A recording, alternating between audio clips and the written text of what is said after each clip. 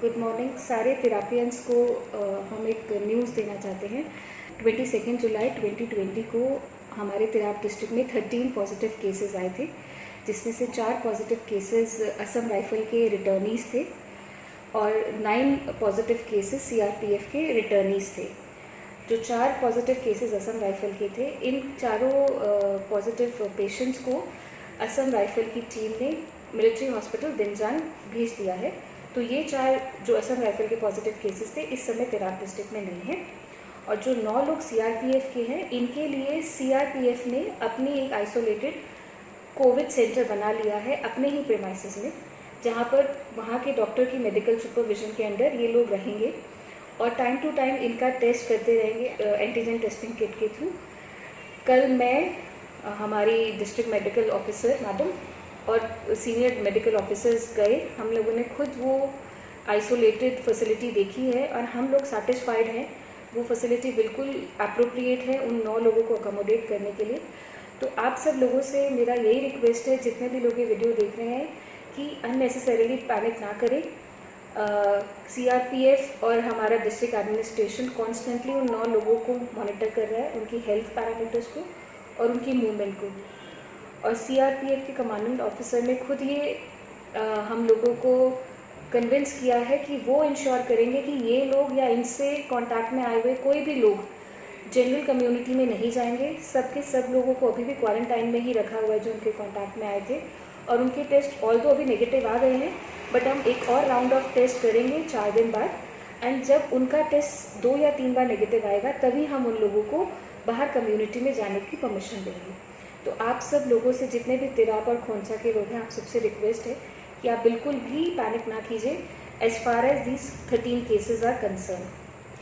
दूसरा एक बहुत अच्छा अनाउंसमेंट हम आपके साथ शेयर करना चाहते हैं कि अब हमने अपने गेट्स पे एंटीजन टेस्टिंग किट्स प्रोवाइड कर दी है, जिससे गेट में आने वाला कोई भी व्यक्ति, चाहे वो ईटानगर से आए या बाकी अरुणाचल की डिस्ट्रिक्ट से आए या फिर असम के तिनसुकिया, डिब्रूगढ़ या नाहरकटिया एरिया से आए, उन सभी लोगों का हम on the spot antigen testing kit से सैंपल लेंगे।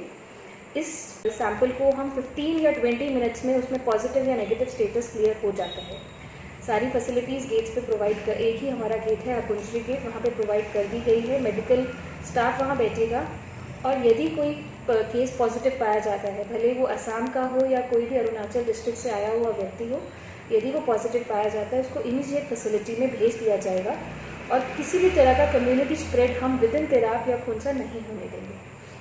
और यदि वो नेगेटिव है तो उसको कुछ टाइम के लिए क्वारंटाइन फैसिलिटी में रखेंगे, उसका फिर से 5 दिन बाद एक बार फिर टेस्ट होगा। यदि वो दूसरे टेस्ट में भी नेगेटिव होता है, तभी हम उसको कम्युनिटी के अंदर वापस भेजेंगे। तो जो पैनिक था कि बाहर से लोग आने वाले हैं या ईटानगर कैपिटल रीजन से लोग आने वाले हैं, उन लोगों को भी लेकर अब पैनिक करने की ज़रूरत नहीं है, क्योंकि हम बहुत कॉशियसली और जुडिशियसली इन सब लोगों का टेस्ट कर रहे हैं। जब हम पूरा कन्विंस हो जाते हैं कि वो नेगेटिव है और कोई उससे कोई भी थ्रेट नहीं है स्प्रेड का, तभी हम उसको कम्युनिटी में आने देते हैं। एंड आप सब लोगों से बहुत इम्पॉर्टेंट और मेरा ये अपील है विद माई फोल्डेड हैंड्स कि प्लीज़ आप अपना मूवमेंट जितना हो सके रिस्ट्रिक्ट कीजिए। अभी जो केसेस हमारी नेबरिंग डिस्ट्रिक्ट्स में बढ़ रहे हैं और जो ईटानगर कैपिटल रीजन में बढ़ रहे हैं, वो हम सब ने देखे हैं। एंड कहीं ना कहीं उसका रीज़न लोगों की अननेसेसरीली मूवमेंट थी। इसलिए आप सबसे रिक्वेस्ट होगा कि अगर ज़रूरत ना हो तो प्लीज़ आप घर से बाहर ना निकलिए। यदि बहुत ज़रूरी हो तभी निकलिए और निकलने पे मास्क ज़रूर लगा कर जाइए और लोगों से दूरी बनाए रखिए। यदि हम सब ये फॉलो नहीं करेंगे तो जैसे केसेस बाकी सब डिस्ट्रिक्ट्स में बढ़ रहे हैं, तिराप में भी डिस्ट्रिक्ट्स बढ़ने शुरू हो जाएंगे और फिर हमारे लिए उसको मैनेज करना बहुत मुश्किल होगा।